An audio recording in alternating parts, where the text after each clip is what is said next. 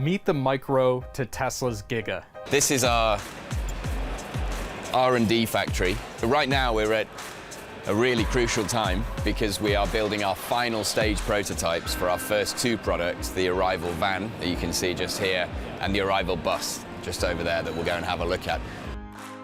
Arrival's founder reckons the right approach to building electric vans and buses will be near the city centers that use them in microfactories that can be profitable at volumes in the thousands instead of hundreds of thousands.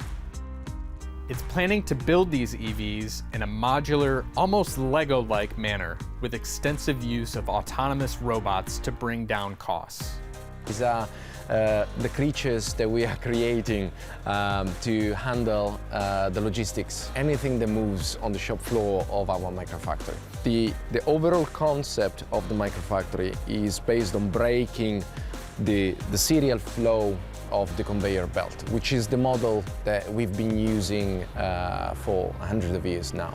Using lightweight composite materials for van and bus body panels means Arrival won't have to invest in expensive metal stamping or welding facilities or paint shops. So thermoplastics on their own are great, but actually they don't have the stiffness and strength of metal. And so that's where the composite part came in. So we started mixing reinforcing fibers in with the thermoplastics in a way that enhances their properties, gives us that additional stiffness and strength that we need.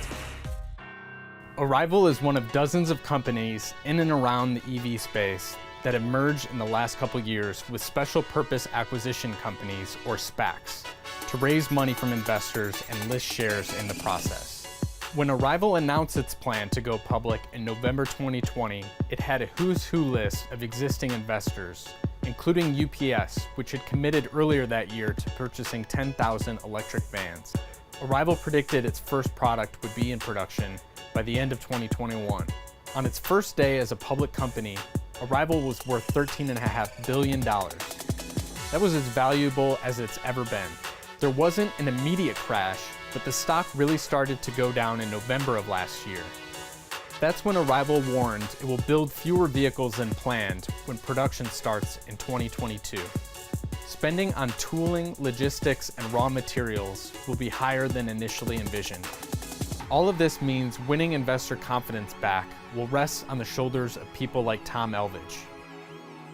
I won't steal Frank's thunder too much by talking about the bus, but a little preview. A little sneak preview, yeah. You know, in a very similar way to ride-hail operators, they've got also a very bold aspiration to go fully EV by 2035. That equates to over 350 buses per year that need to be upgraded.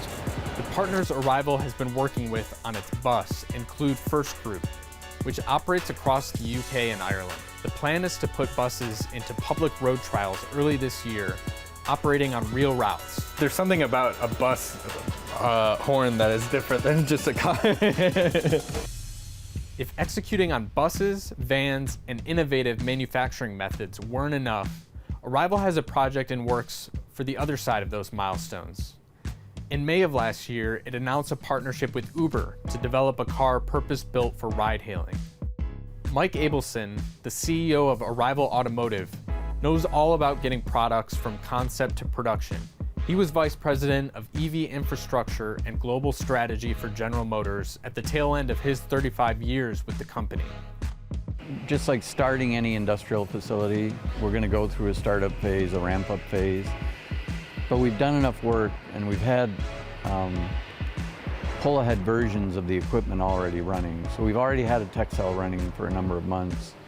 You'll see that we've already had the composite manufacturing process running.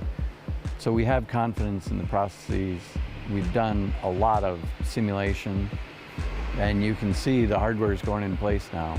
And between now and start of production, it's commissioning the hardware and then starting to get into the ramp towards start of production. So it's just fabulous to see it, though, come into life. Yeah, it's execution time. Absolutely, very exciting. I'm Craig Trudell, and this is How We Move. For more stories like this, follow us on your favorite platforms.